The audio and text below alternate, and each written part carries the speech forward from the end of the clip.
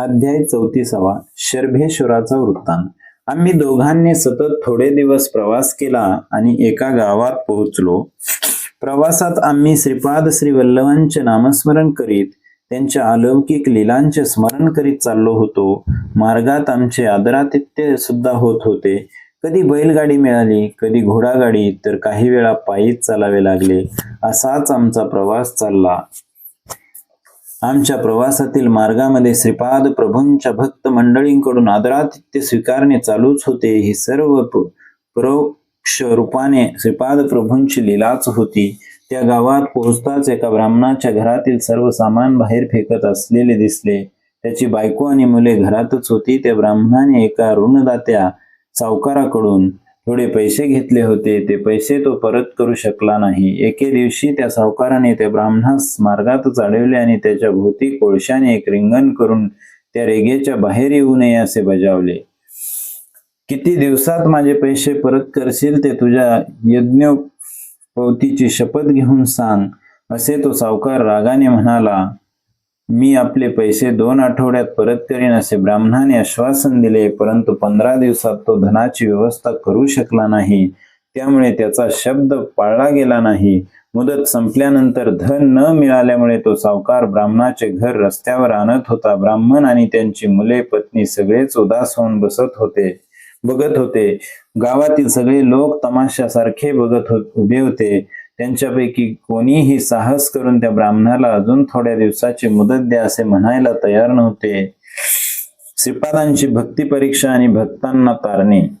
श्री धर्मगुप्तांना त्या ब्राह्मणाची अवस्था पाहून कीव आली. परंतु काही सहाय्य करावे तर हातात धन नाही. मी तर निर्धनच होतो. परंतु धैर्य करून म्हणालो, बाबा, या दुबळ्या ब्राह्मणावर दया करून अजून 2 महिन्यांचा अवधी द्यावा. या अवधीत श्रीपाद श्रीवल्लभांच्या कृपा कटाक्षाने त्याचे कष्ट दूर होतील. थोड्या शांत चित्ताने विचार करा. त्याचे कर्ज फेडण्याची जबाबदारी माझी आहे असे समजा. म्हणण्यास मी म्हणालो, पण मनात अत्यंत भीती होती. त्यावर तो सावकार म्हणाला, बरे, तुमच्या शब्दावर विश्वास ठेवून मी याला 2 महिन्यांची आणखी अवधी देतो. माझे धन पूर्ण फिटेपर्यंत तुम्ही दोघांनी इथून कुठे जाऊ नये. समजा माझे धन ठरलेल्या अवधीत याने परत नाही केले तर याचे घर स्वाधीन करून घेईनच आणि मध्यस्थी केल्यामुळे तुम्हा दोघांना सुद्धा न्यायालयात नेईन. तेव्हा न्यायाधीश जी शिक्षा देईल त्यास तुम्ही दोघे ही तितकेच पात्र ठराल. दिलेल्या अवधीमध्ये मला किंवा धर्मगुप्ताला त्या ब्राह्मणाची रक्कम फेडणे असंभवच वाटत होते. मागचा पुढचा विचार न करता, आपल्याला जमते किंवा नाही याचा विचार न करता अविवेकाने मी शब्द दिला. असेच अविचाराने वागल्यामुळे मलाच तिटकारा आला. यात श्रीपादांना दोष देणे बरोबर नव्हते. माझ्या बरोबर बिचाऱ्याने धर्मगुप्ताला संकटात टाकले. हे आणखी एक पापच घडले. जिभेला नियंत्रण नसल्याने किती अनर्थ झाला याचे हे ज्वलंत उदाहरण होते. परंतु प्रभूंची लीला अपार आहे, तिला अंतच नाही. अशा परिस्थितीत प्रभूंवरील भक्ती दृढ होते किंवा मानव भक्ती विरहित होतो. धर्मगुप्त मात्र निश्चिंत होते. ते म्हणाले, शंकर भट्टा, घडलेल्या घटनेचा विचार करू नये. होत असलेल्या आणि पुढे होणाऱ्या घटना म्हणजे भूत, वर्तमान आणि भविष्य हे सारेच प्रभूंची लीला आहे. आपले ब्रह्मलिखित जे आहे तेच होणार, ते तर चुकणारच नाही. ब्राह्मण पूर्ण निर्धन आणि दारिद्र्य झाला होता. तो आणि त्या कुटुंबातील सगळेजण उपाशी राहू लागले होते. आम्ही त्यांच्याकडे पाहूनच होतो, म्हणून आम्ही सुद्धा उपाशीच राहावे अशी दयनीय परिस्थिती होती. श्रीपादांच्या अनुग्रहाने राहण्यास जागा मिळाली, त्यांचे आम्ही आभार मानत होतो. भूक, तहान, थकवा आला असताना, तसेच देणेकरी आले असताना श्रीपाद श्रीवल्लभांचे नामच एकमेव तरुणोपाय आहे असा दृढ विश्वास वाटत होता. आम्ही स्नान संध्या करून श्रीपादांचे नामस्मरण करण्याचे योजिले. त्या ब्राह्मणांच्या घरी देवांजवळ दिवा लावण्यास तेलवात सुद्धा नव्हती. आम्ही श्रीपाद राजम शरण प्रपद्य असा जप मोठ्या सुरात म्हणत होतो. घरातील सारी मंडळी सुद्धा आमच्या बरोबर हा मंत्र उच्चारित होते. शेजार पाजारचे अबाल वृद्ध लोक जमा झाले आणि भक्तिभावाने नामस्मरण करू लागले. ब्राह्मणाच्या घरी एक शेतकरी आला आहे.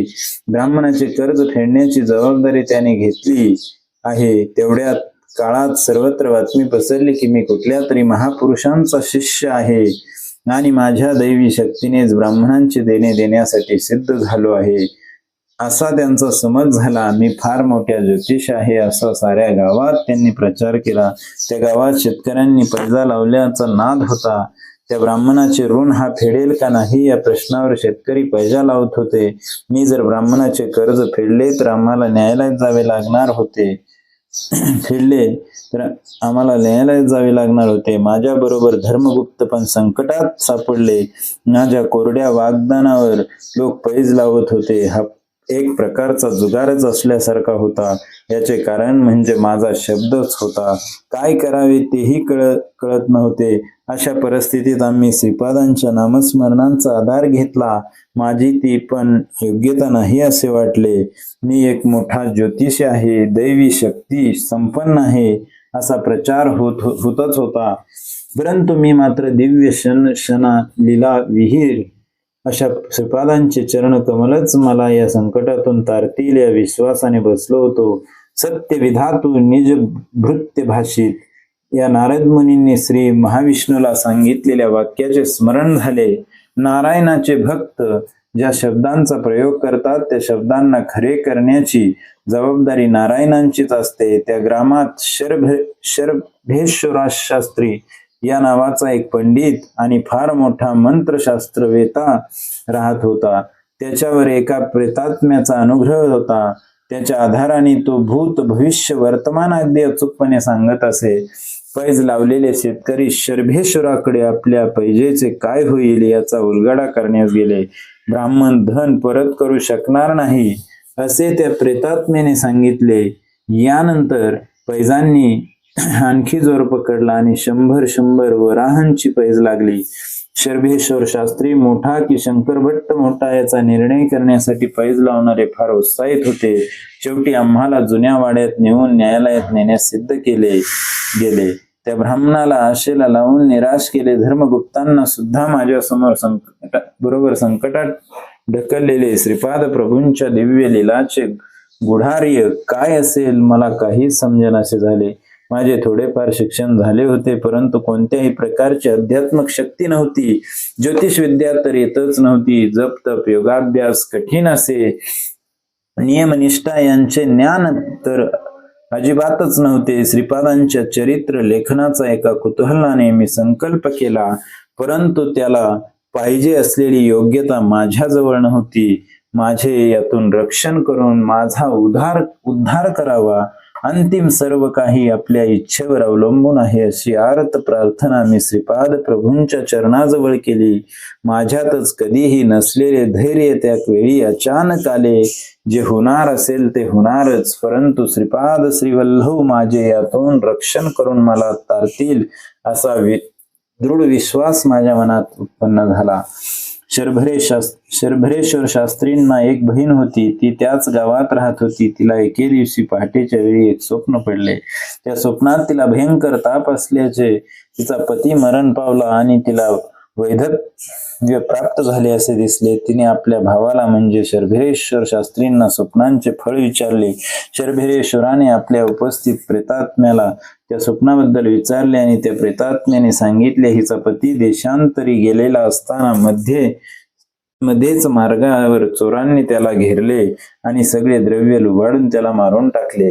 ते ऐकून ती मोठ्याने पतीच्या निधनाचा विलाप करू लागली. आपल्या देवाला दोष देऊ लागली. तेवढ्यात काही लोक तिच्या घरी आले आणि तिला धीर देऊन सांगू लागले, आपल्याच गावात शंकर भट या नावाचे महापंडित आलेले आहेत. त्यांना घटिताचे ज्ञान आहे. श्रीपाद श्रीवल्लभ प्रभू त्यांचे आराध्य दैवत आहेत. त्यांच्याकडून सत्य काय आहे ते जाणून घे असा सल्ला त्यांनी तिला दिला.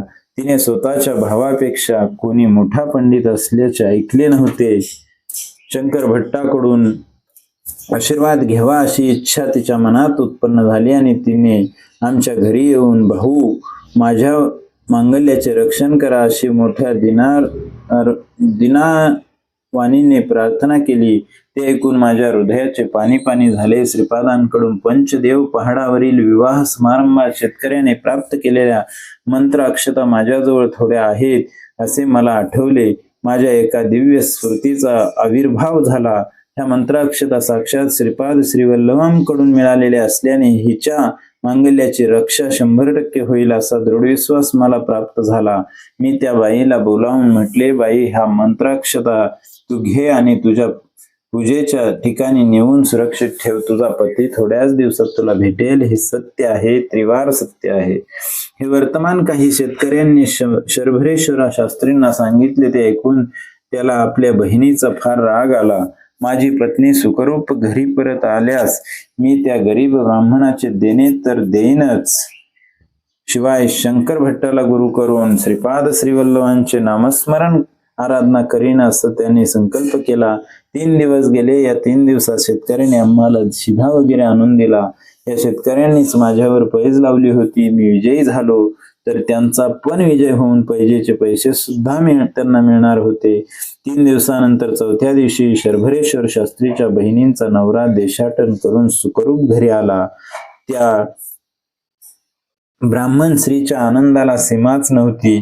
त्या मंत्राक्षतांच्या बळानेच आज माझे सौभाग्य टिकले अशी तिची खात्री झाली. तिच्या पतीला चोरांनी मारण्याचा प्रयत्न केलाच होता, परंतु एका यवनमल्लाने मध्ये पडून त्या चोरांना मारून त्या ब्राह्मणाचे रक्षण केले होते. आहा, श्रीपादांचा महिमा अगाध आहे, अमोघ आहे. शर्भरेश्वर शास्त्रींचा अहंकार नष्ट झाला. माझे ज्योतिष खरे ठरल्यामुळे आम्ही राहत असलेल्या घरच्या मालकाचे ऋण शर्भरी शास्त्रींनी सारले आणि आम्ही दोघांनी त्यांच्या घरचे आदरातिथ्य स्वीकारावे अशी विनंती केली. त्याला आम्ही होकार दिला. शर्भरेश्वर शास्त्री म्हणाले, बाबा, धूम्रावती देवी ही दशमहाविद्येतील एक आहे. तिचा मी उपासक आहे. ती फार उग्र देवता आहे, परंतु मी प्रसन्न झाली तर रोग शोक या सर्व गोष्टींचा नाश करते. हिचा कोप झाला तर सर्व सुखांचा, सर्व कामनांचा ती नाश करते. ह्या देवीला शरण गेल्यास सर्व विपत्तींचा नाश होऊन सर्व संपदांचा लाभ होतो. तिला राग आला तर उपास, भांडणे, दारिद्र्य वगैरे येतात. माझ्यावर त्या मातेचा अनुग्रह आहे. करणी केल्याने त्रस्त जणांचा उद्धार करण्यास ह्या मातेची उपासना अनिवार्य असते. कल्याणास्तव मी थोडे दिवस विनामूल्य सेवा केली, परंतु थोड्या दिवसाने माझ्यात धनाशा निर्माण होऊन मी अधिक धन घेऊ लागलो. हे मातेला आवडले नाही. याच काळात माझा एक बलशाली प्रेतात्म्याशी संबंध स्थापित झाला. त्याच्या साह्याने भूत भविष्य वर्तमान काळाचे कथन करण्याची शक्ती मला लाभली. प्रेतात्म्याची उपासना करूच नये. उपासना केलीच तर त्याच्या शक्तीमुळे मिळालेले धन प्रजा सेवेसाठी गरिबांना, निर्धनांना दान द्यावे. असे केल्यास प्रेतात्मा नेहमी आपल्या स्वाधीन राहतो. असे न केल्यास तो प्रेतात्मा चुकीचे भविष्य सांगतो आणि त्यांच्या साधकांचा अपमान होण्याची परिस्थिती निर्माण करून त्याला निर्धन करतो. एवढेच नव्हे तर जीवास सुद्धा धोका असतो. स्वार्थाने वागल्यास आपल्यातील पुण्य राशींचा क्षय होतो. मग तो प्रेतात्मा आपल्यासाठी कष्टांचे डोंगर रचतो. त्यातून बाहेर पडणे सोपे नसते. मी अविवेकाने धनार्जन केले आणि नेहमी स्वार्थच पाहत होतो. त्यामुळेच त्या प्रेतात्म्याने चुकीचे भविष्य कथून मला संकटात टाकले आणि माझा अपमान पण झाला. आजपासून तुम्हीच माझे गुरु आहात. कृपा करून मला आपला शिष्य म्हणून स्वीकारावे ही नम्र विनंती. त्यावर मी म्हणालो, बाबा, या प्रपंचाचे, या सृष्टीचे गुरुत्व श्रीपाद श्रीवल्लभांनाच आहे. त्यांच्याशिवाय दुसरे गुरु कोणीही नाही. मी अहंकाराने जर गुरुत्व पत्करले तर तुझ्या अपमानापेक्षा आणखी दुसरे काही मला भोगावे लागेल. तुम्ही कुरुगड्डीला येतेवेळी दशमहाविद्यांचे संक्षिप्त वर्णन श्रीपादांनी केले आहे. बाकी उरलेले ते योग्य वेळी सांगणार आहेत. दशमहाविद्येमधील कालीबद्दल, धूम्रावतीबद्दल त्यांनी आम्हाला सांगितलेच आहे. बाबा, मला तू गुरु करू नको. श्रीपादांना भक्तांना संकटात करणे हेच इह परलोकीचे साधन आहे आणि त्यातून सोडवणे म्हणजे एका चमत्कारासारखेच वाटते. सदा सर्वदा श्रीपादांचे नामस्मरण करणे हेच इह परलोकीचे साधन आहे. श्रीपाद श्रीवल्लभांचा जय जयकार असो. अध्याय 34 समाप्त झाला.